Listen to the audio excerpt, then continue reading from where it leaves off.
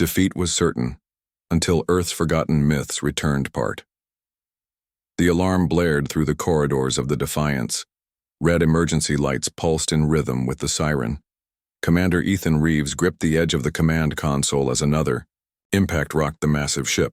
"Status report," he ordered, his voice steady despite the chaos. Lieutenant Maya Rodriguez's fingers flew across her terminal. Hull breach on decks 4 through 7, sealing emergency bulkheads. 3 enemy vessels, approaching from the port side.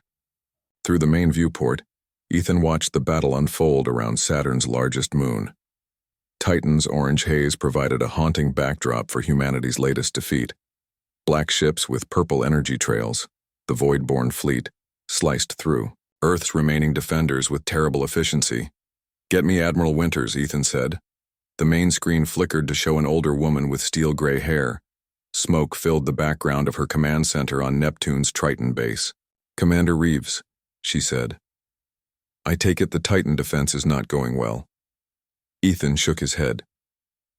"We're outnumbered 5-1. The colony's outer defenses have already fallen. Request permission to deploy the Hammer Protocol."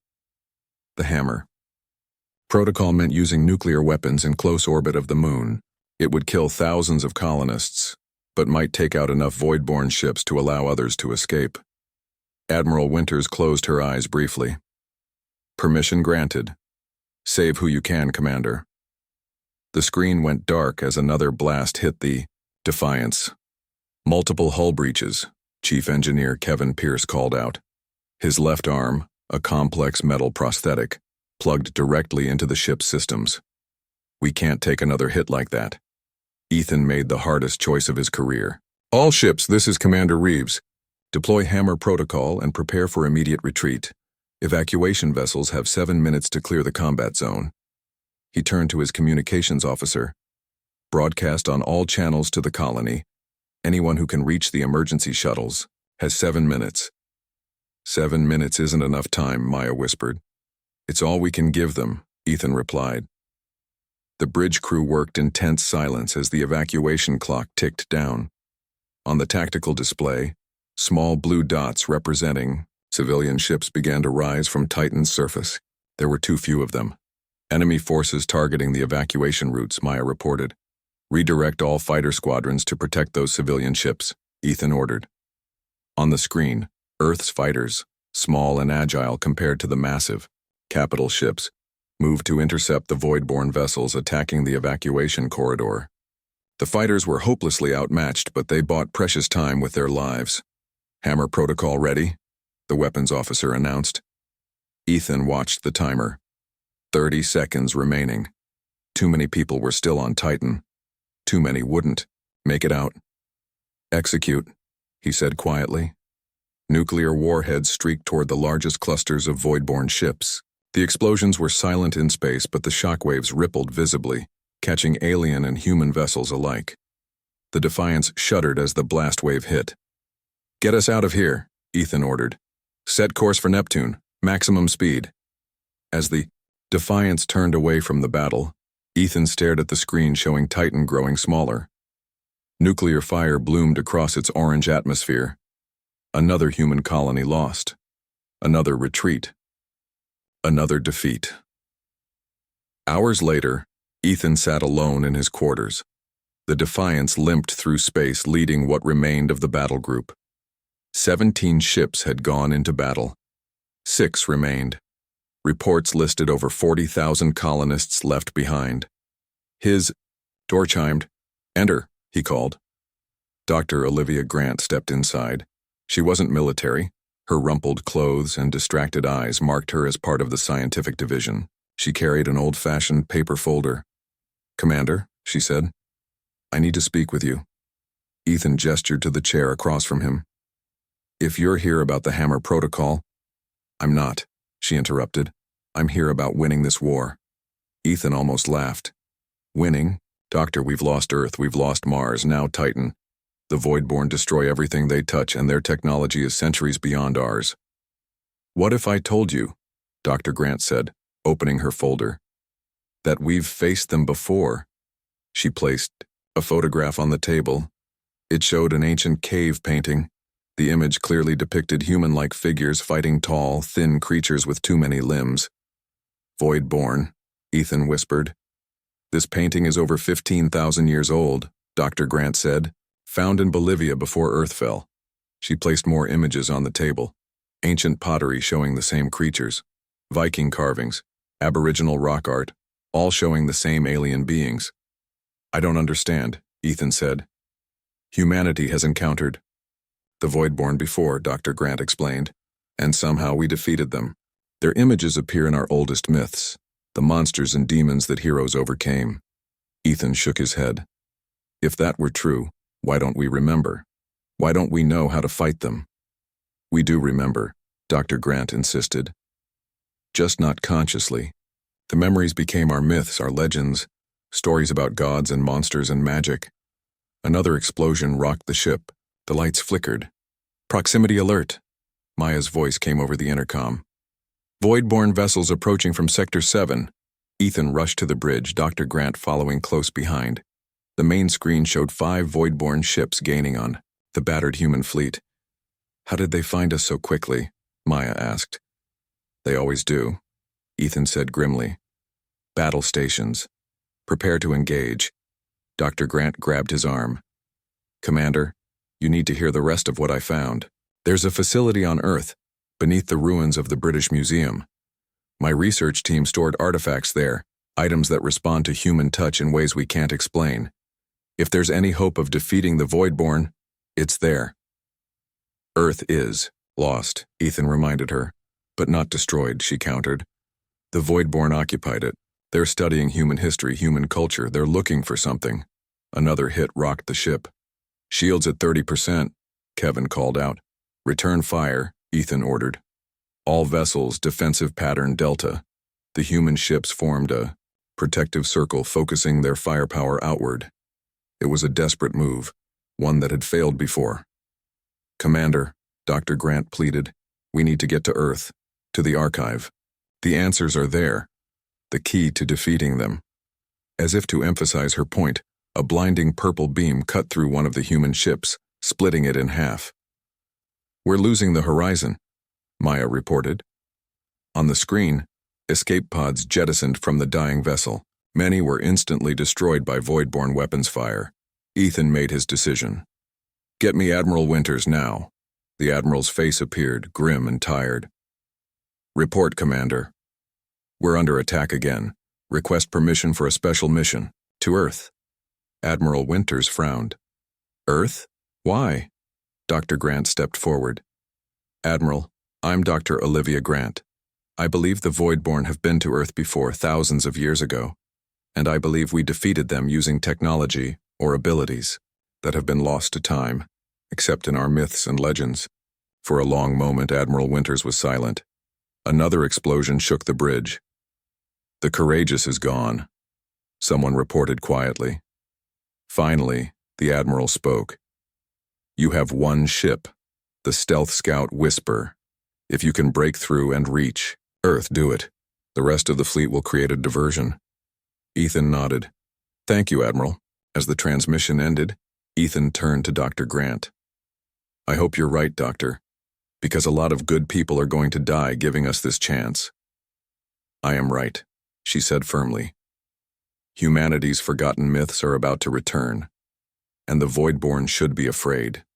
Defeat was certain, until Earth's forgotten myths returned part. The Whisper was the smallest ship in Earth's fleet. Built for stealth rather than combat, it had barely enough room for a crew of 5. As they prepared to depart, Ethan selected his team carefully. Lieutenant Maya Rodriguez, he said, pointing to the young woman who had served as his navigation officer on the Defiance. Your perception skills are the best in the fleet. Maya nodded. She had a rare condition that let her see patterns others missed. Some called it synesthesia, the ability to see sounds and hear colors. Whatever it was, it made her exceptional at detecting enemy movements. Chief Engineer Kevin Pierce, Ethan continued, we'll need your technical expertise. Kevin lifted his metal arm in acknowledgement. After losing both arms in the Battle of Mars, he had designed his own advanced prosthetics. The left one could interface directly with most computer systems, And Specialist Paul Carter, Ethan finished. Your background in archaeological security might be useful. Paul was a quiet man who had worked security at major museums before the war. He knew the British Museum's layout better than anyone else available. Dr. Grant was already aboard, organizing her research materials. As the others prepared the ship, Ethan met with Admiral Winters one last time. The main fleet will attack the voidborn forces near Uranus, the Admiral explained. That should draw their attention away from your approach to Earth. And if we find nothing? Ethan asked quietly. Admiral Winters looked at him steadily. Then humanity tried everything possible. Before the end, good luck, Commander. The whisper departed during the chaos of battle. As Earth's remaining ships engaged the Voidborn in a desperate fight, the small scout vessel slipped away, activating its experimental stealth systems. Stealth field holding, Kevin reported. They don't see us. For 3 days they traveled, intense silence toward the planet that had once been humanity's home. Dr. Grant spent most of that time showing them her research. The similarities can't be coincidence, she explained, displaying images on the ship's main screen. The creatures in these ancient drawings match the Voidborn exactly. The height, the multiple limbs, the elongated heads. But the myths say humans defeated them, Maya pointed out. How? We've thrown everything we have at them. Dr. Grant smiled. Not everything. The myths speak of heroes with extraordinary abilities, strength beyond normal humans, control over elements, powers we would call impossible. Magic, Paul said flatly. You're talking about magic. I'm talking about technology so advanced it would appear magical to ancient humans, Dr. Grant corrected. Technology that might still exist in dormant form. In the archive under the British Museum, Ethan said. Dr. Grant nodded. Before Earth fell, my team collected artifacts from around the world, objects that defied scientific explanation, things that seemed to respond to certain people in unique ways. What kinds of objects? Kevin asked. A fragment of metal believed to be from ancient Greece, an obsidian mirror from Aztec ruins, stone tablets with Norse runes, Aboriginal songline tokens, a fertility goddess figurine from the earliest human settlements. Dozens more. Ethan frowned. And you think these objects are weapons? I think they're keys, Dr. Grant said. Keys to unlocking something within us. On the 6th day, Earth came into view. Once blue and beautiful, it now had a sickly purple tinge to its atmosphere. Massive organic structures were visible even from orbit, black tendrils connecting continents. God, Maya whispered. What have they done to it? Scanning for voidborn vessels, Kevin reported. Detecting heavy activity around major population centers. London has a massive concentration. Of course it does, Dr. Grant said grimly. They've found the museums. They approached under cover of a storm system. The Whisper's stealth technology wasn't perfect. They needed the extra cover of atmospheric disturbance. But as they descended, alarm lights flashed.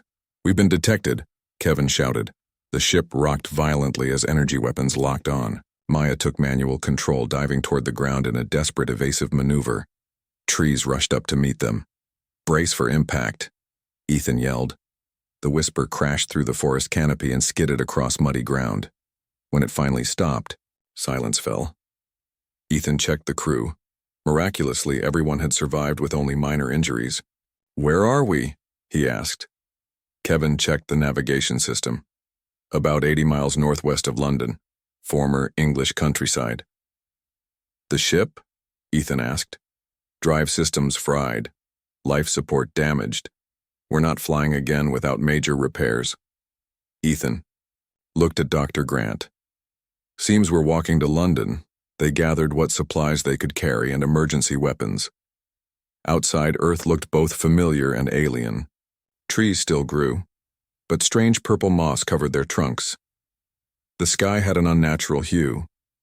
In the distance, a massive black structure rose, an organic tower that hadn't existed before the invasion. Voidborn architecture, Dr. Grant explained. They reshape environments to suit their needs. They walked for hours, staying under tree cover. The wildlife had changed too. Creatures moved in the underbrush that were neither fully animal nor plant, but some disturbing combination. As night fell, they reached the top of a hill overlooking a valley. What they saw below made them freeze in shock. Hundreds of humans walked in straight lines toward a glowing purple structure.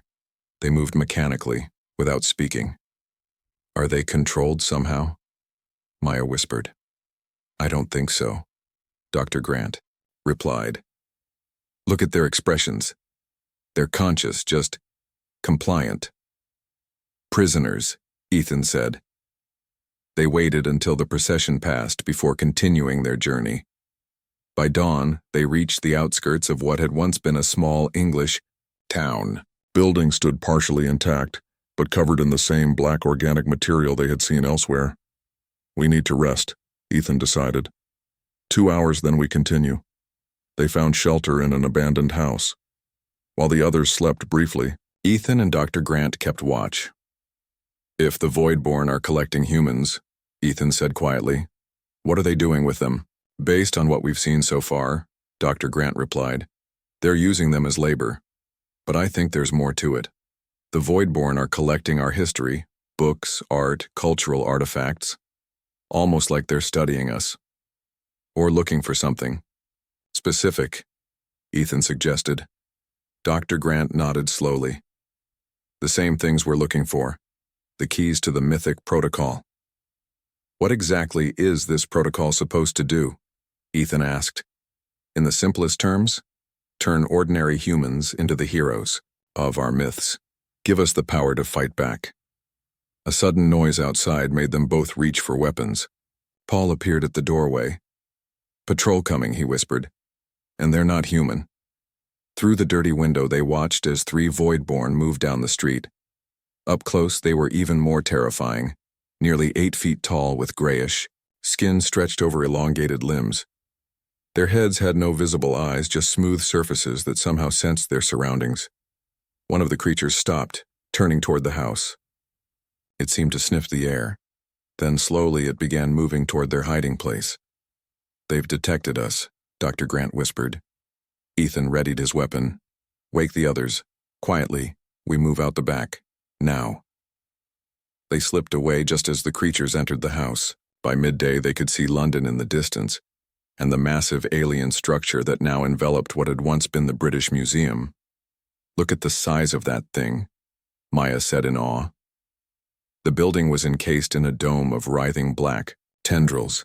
Purple energy pulsed through the structure like blood through veins. They've turned it into their central research facility, Dr. Grant said. They're processing all the artifacts there. How do we get in? Paul asked. Ethan studied the pattern of Voidborn patrols around the perimeter. The same way humanity has survived this long. We adapt, we observe, and we find their weakness. He turned to his team, determination in his eyes. Tonight we enter the heart of enemy territory, and we're going to take back what belongs to humanity.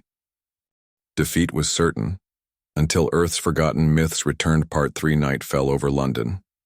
The team hid in the ruins of a building near the massive alien structure that had consumed the British Museum. Ethan watched through binoculars as human. Prisoners moved in and out of the main entrance carrying artifacts under Voidborn supervision. They're emptying everything, Dr. Grant whispered, taking it all inside the structure. Is there another way in? Ethan asked, turning to Paul. The security specialist nodded. Before the war, there was an old maintenance tunnel that connected to the underground. Staff used it during renovations. If it's still intact, it might lead us beneath the museum, the mirror. Entrance? About half a mile east, Paul said, near what used to be Holborn Station. They moved through the ruins carefully, keeping to shadows.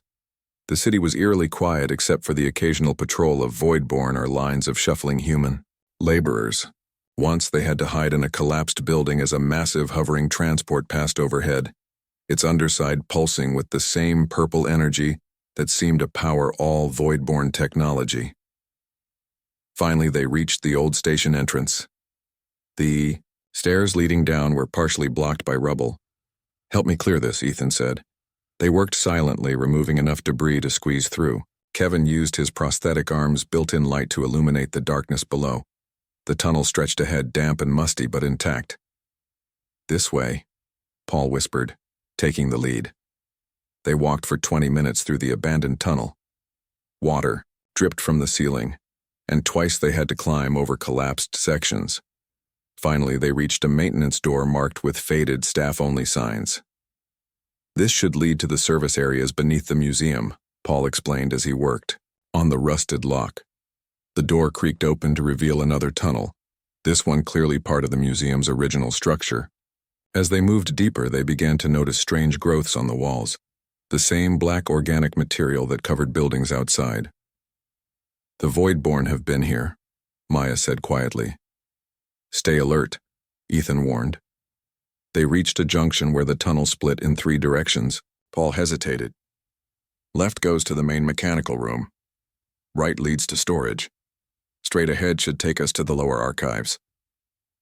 "The archive is below the lower archives," Dr. Grant added. "My team created a hidden entrance," they continued. Forward, the tunnel gradually sloping downward. The organic growths became thicker, pulsing faintly with purple light.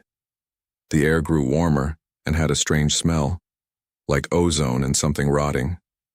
"We're directly under the main museum now," Paul whispered. Above them they could hear movement, heavy footsteps and strange clicking sounds that echoed through the ceiling. They reached a large metal door marked Archive Storage, Authorized. Personnel only. Next to it, nearly hidden by voidborn growths, was a small keypad. "This is it," Dr. Grant said, stepping forward. She carefully scraped away the alien material and entered a code. For a moment, nothing happened.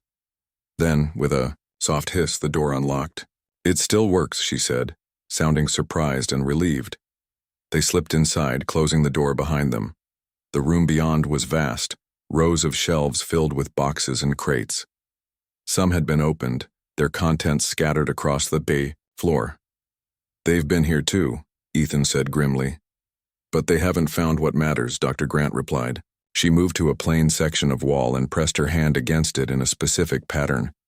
A hidden panel slid open, revealing another keypad. She entered a longer code, and a section of the floor began to slide away, exposing stairs leading down into darkness. "The true archive," she explained. "Shielded from scans and protected by old technology the Voidborn can't easily detect." They descended the stairs. Kevin's light revealed a circular room with a central platform surrounded by display cases. Unlike the room above, this one was pristine, untouched by the alien invasion. "Close the entrance," Dr. Grant instructed. Paul hit a switch and the floor panel slid closed above them. Dr. Grant approached a control panel and pressed several buttons. Soft lights came on around the room, illuminating the cases. Inside each one was a single object, strange and varied items from across human history. "My life's work," she said, "collected from every corner of Earth. Objects that defied conventional analysis." Ethan moved closer to examine the nearest case. Inside was what looked like a piece of ancient metal, green with age and shaped like a partial disc. "What is it?" he asked. "Fragment of a shield," Dr. Grant explained. "Found in Greece. Carbon dating places it around 3000 BCE, but its composition includes alloys that shouldn't have existed then, and sometimes when certain people touch it, it glows." She moved to another case. "This obsidian mirror from the Aztec Empire seems to capture and reflect images from places not in front of it. This Nordic runestone changes its inscriptions when blood touches it. This Aboriginal songline token produces sounds no instrument can replicate." "And you believe these are what exactly?" Maya asked, staring at the objects with fascination and disbelief. "Technology," Dr. Grant said simply. "Left behind by visitors who came to Earth thousands of years ago.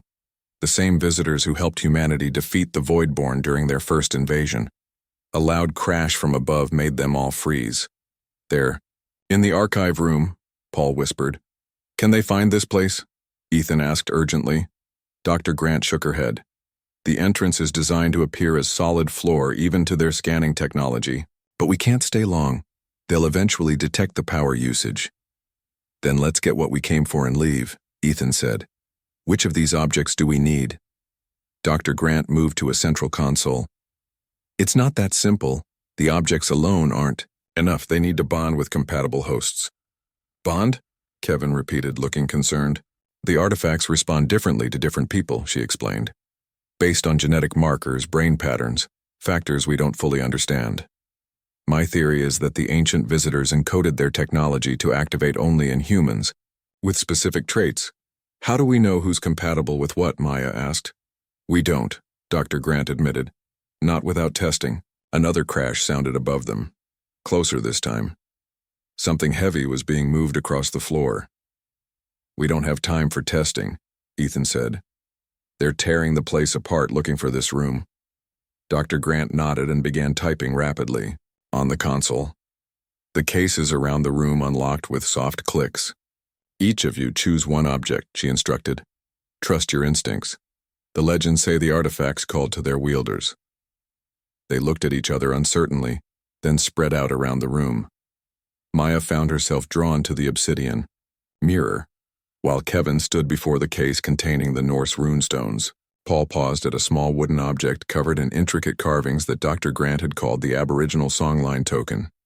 Ethan moved slowly around the display cases until he stopped at the fragment of ancient Greek metal. Something about it seemed to pull at him. He opened the case and reached inside. The moment his fingers touched the metal, a jolt ran up his arm. The fragment glowed with a soft blue light. Similar reactions happened around the room. The mirror in Maya's hands rippled like water. The runestones in Kevin's palm lit up with golden light, and the token in Paul's hand emitted a low humming tone. It's working, Dr. Grant whispered, in awe. She held a small female figurine that pulsed with green energy in her grip. Suddenly, a violent explosion shook the ceiling.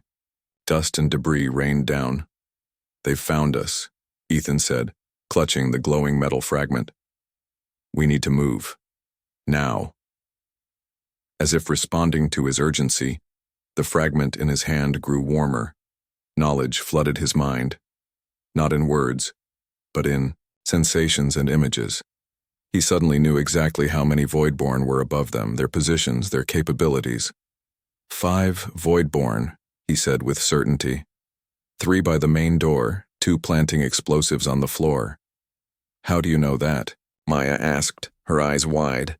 Ethan stared at the glowing fragment in his hand. I just know. Another explosion rocked the room, larger this time. A crack appeared in the ceiling. The artifacts are bonding with you, Dr. Grant said, excitement in her voice despite the danger. The mythic protocol is activating. The ceiling exploded inward. Through the swirling dust, dark shapes began to descend. Voidborn, their elongated bodies twisting as they dropped into the archive. Ethan raised his arm, the metal fragment now attached to his skin like armor. Without thinking, he pushed his other hand forward. A blue energy shield materialized in front of the team, deflecting debris. The mythic protocol isn't just a theory, Dr. Grant said, as the team stared in amazement at what Ethan had done. It's humanity's last hope, and it's just woken up. Defeat was certain, until Earth's Forgotten Myths returned Part 4. The Voidborn shrieked as they descended through the broken ceiling. The sound was like metal scraping against glass. Ethan's energy shield held firm against the debris, but he could feel the strain in his arm, where the metal fragment had bonded to his skin. We need to get out of here, he shouted over the noise. One of the Voidborn fired a purple energy beam. It hit Ethan's shield and scattered, leaving scorch marks on the walls. Maya stepped forward, the obsidian mirror clutched in her hands. As the alien fired again, she raised the mirror. Instead of reflecting the beam, the mirror seemed to absorb it. Then, to everyone's amazement, an exact copy of Maya stepped out of the mirror's surface. The copy moved with identical motions, as if linked to Maya's mind. The Voidborn hesitated, confused by the duplication. In that moment, both Maya and her copy dodged in opposite directions, making it impossible for the aliens to track which was real. Paul raised the Aboriginal token to his lips and blew across it. No visible sound came out. but the void-born closest to him clutched at the smooth surface of its head and staggered backwards as if in pain. Sound waves, Paul realized. They can hear frequencies we can't. Kevin's runestones had merged with his prosthetic arms. The metal now glowed with golden symbols that shifted and changed. He pointed at a fallen section of ceiling, and the runes flashed. The concrete lifted into the air and flew at the nearest voidborn, knocking it back. Dr. Grant's figurine pulsed with green light. Where her feet touched the ground, vines suddenly grew from the concrete, wrapping around the legs of two voidborn, holding them in place. "The exit," Ethan called, pointing to a service door at the back of the room. "Move." They fought their way across the archive. Ethan's tactical awareness had expanded beyond anything human. He could see patterns of movement before they happened, predicting exactly where each voidborn would strike. "Ethan, behind you!" Maya shouted. He spun around to find a voidborn looming over him, clawed hand reaching for his throat. Without thinking, Ethan's shield changed shape, forming a sharp edge. He swung his arm upward, and the energy blade cut through the alien's arm. Black ichor sprayed from the wound. The voidborn screamed, a sound so piercing that everyone covered their ears, except Paul, who seemed protected by his songline token. They reached the door and burst through into another tunnel. Kevin sealed it behind them, his runestones melting the metal lock shut. "This way," Paul said, taking the lead. "There should be an emergency exit that connects to the city sewer system." They ran through dark tunnels, their way lit only by the glow of their artifacts. Behind them, they could hear the voidborn breaking through the door. "They're calling for reinforcements," Ethan said, somehow able to sense the aliens' communications. "We have minutes at most." The tunnel ended at a heavy circular door, like a bank vault. Paul spun the wheel to unlock it, but it was rusted. "Shut." "Let me," Kevin said. He placed his rune-covered hand on the wheel. The metal groaned, then turned smoothly. The door swung open to reveal a vertical shaft with a ladder leading down. "The main sewer," Paul explained. "It'll take us away from the museum." One by one they climbed down. Ethan went last, pulling the door closed behind him. They splashed through ankle-deep water, moving as fast as they could away from the museum. "What just happened back there?" Maya asked, her voice shaking slightly. Her duplicate had disappeared, back into the mirror which now hung around her neck on a chain that hadn't existed before. "The mythic protocol," Dr. Grant said, her eyes bright with excitement despite their danger. "The artifacts have bonded with us, unlocking abilities that humans haven't had access to for thousands of years. How is this possible?" Kevin asked, examining his arms where the runestones had melded with his prosthetics, creating a new hybrid technology. "The ancient visitors left these behind as a failsafe," Dr. Grant explained as they kept moving. "They knew the Voidborn might return someday. So they created a way for humans to fight back. Technology that could unlock our hidden potential." "And the myths?" Paul asked. "The stories about gods and heroes?" "Early humans who used these artifacts," Dr. Grant said. "Zeus with his lightning, Athena with her shield of wisdom, Loki who could change shape, the aboriginal Dreamtime heroes who sang creation into being. All of them were real people who found these artifacts and bonded with them." A distant shriek echoed through the tunnel behind them. The Voidborn were following. "We need to get to the surface," Ethan said. "Find a way to contact Triton Base." They reached a junction where several tunnels met. Above them was a maintenance shaft with a ladder leading up to a manhole cover. "This should put us near the river," Paul said. They climbed quickly. Kevin went first, pushing the heavy cover aside. One by one they emerged into the night air. They were in a small park area beside the Thames. In the distance, the massive alien structure around the British Museum glowed purple against the night sky. "Look," Maya gasped, pointing. Voidborn ships were converging on the museum, their searchlights scanning the surrounding streets. Alarms echoed across the city. "They're looking for us," Ethan said. "And they're afraid." "How do you know?" Kevin asked. "I can sense it," Ethan replied, touching the metal fragment that had now spread over his forearm like armor. They recognize these artifacts. They know what we can do with them. Which means the protocol worked before, Dr. Grant said. The last time they invaded Earth, they were defeated by humans wielding these same powers. We need to find a working communications array, Ethan said. Contact Neptune, tell them what we've found. There might be one at Greenwich Observatory, Paul suggested. Before the invasion, it housed a deep space transmitter for astronomy research. How far? Ethan asked. A few miles downriver. They moved through the darkened city, staying close to the river for guidance. The artifacts seemed to grow stronger with use. Maya discovered she could create up to 3 duplicates of herself, though each lasted only minutes.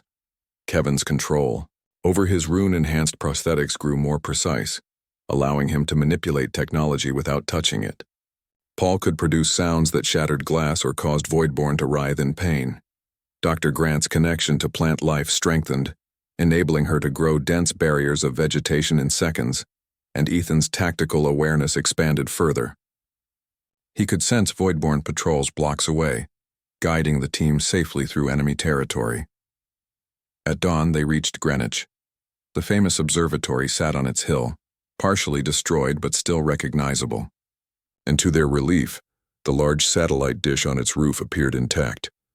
There will be patrols, Ethan warned, sensing alien movements nearby. But the main communication array seems operational. Can you get it working? He asked Kevin.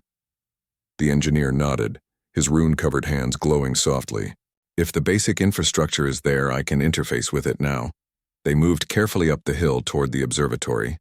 As they reached the top, a Voidborn patrol ship appeared suddenly over the Thames, its searchlight sweeping toward them. Take cover, Ethan shouted. But it was too late. The light caught them in the open. The ship fired, a purple energy beam streaking toward them. Ethan raised his shield arm, expanding the energy barrier to cover the whole team. The blast hit with tremendous force, driving him to his knees. The shield flickered but held. Get inside, he ordered through gritted teeth. I'll hold them off. As the others ran for the observatory entrance, Ethan faced the Voidborn ship alone. His shield arm burned with pain, but something deeper was awakening within him. A connection to the artifact that felt almost like memory.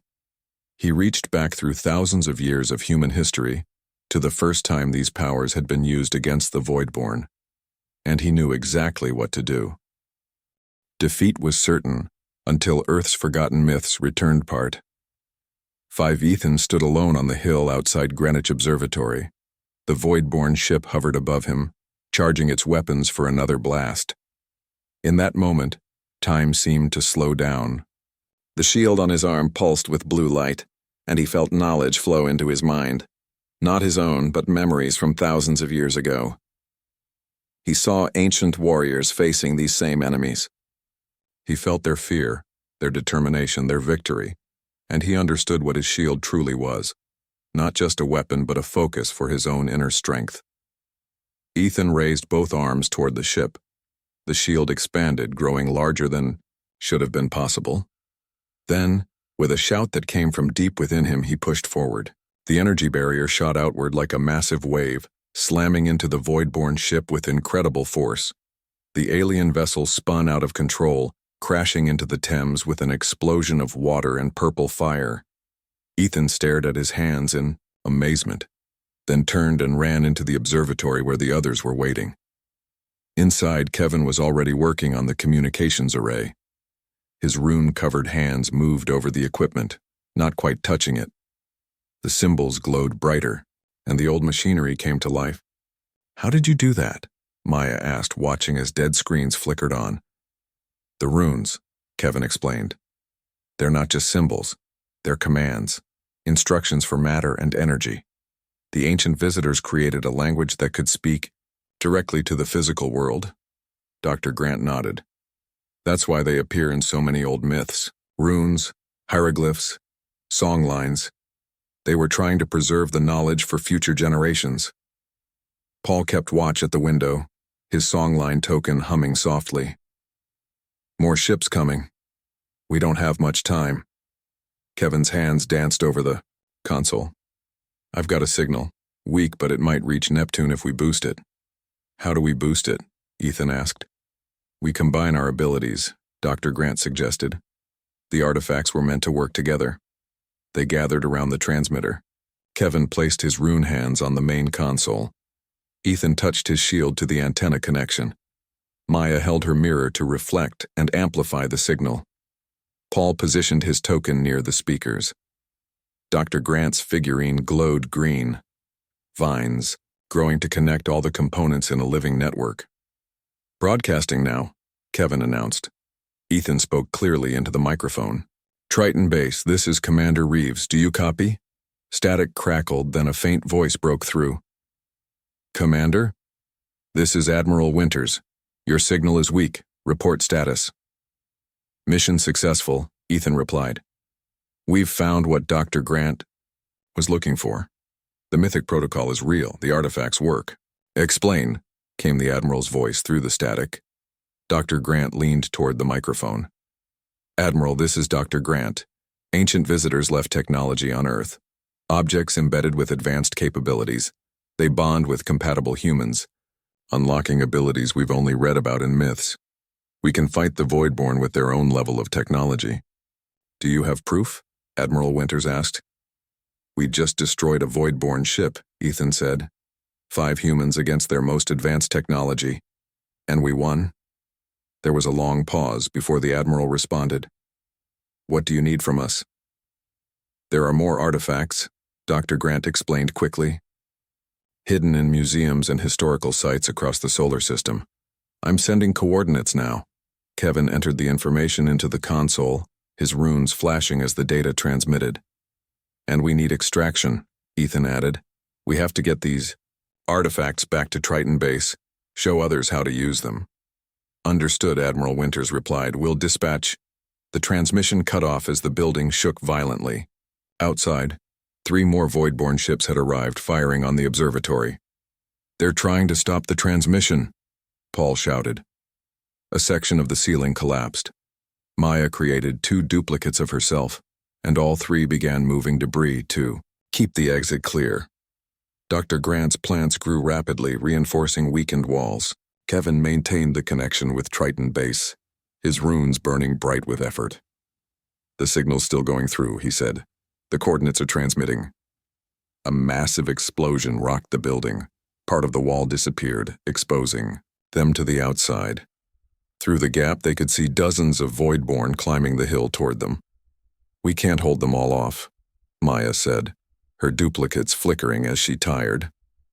Ethan looked at his team, then at the approaching aliens. We don't need to hold them all off, we just need to finish the transmission. He stepped toward the broken wall, shield expanding to cover the opening. Get that data through, he ordered. I'll buy you time. The Voidborn reached the observatory and began climbing the walls like spiders. Ethan's shield flashed blue as he repelled their energy weapons. Paul joined him, using his songline token to create sound barriers that made the aliens recoil in pain. Almost done, Kevin called from the console. 10 more seconds. A larger Voidborn ship appeared overhead, different from the others. It was massive and black with no purple energy lines. It opened like a dark flower, and from it descended a single figure, taller than the others, with a crown-like growth on its elongated head. Their leader, Dr. Grant gasped. The crowned Voidborn raised its arm. A wave of force struck Ethan's shield with such power that he was thrown backward into the building. The shield flickered and nearly failed. Transmission complete, Kevin shouted. The crowned Voidborn stepped forward, and to everyone's shock, it spoke, its voice a harsh grating sound that somehow formed human words. We remember you, it said, the awakened ones. We destroyed your makers. We will destroy you again. Dr. Grant's eyes widened. You know about the artifacts, about the visitors who left them. They feared what they created. The Voidborn leader hissed, as you should fear us. Ethan stood again, his shield reforming. You invaded our world. You slaughtered billions. We don't fear you. We will fight you.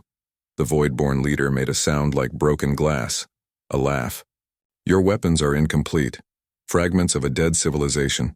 You cannot win. We already have, Kevin said.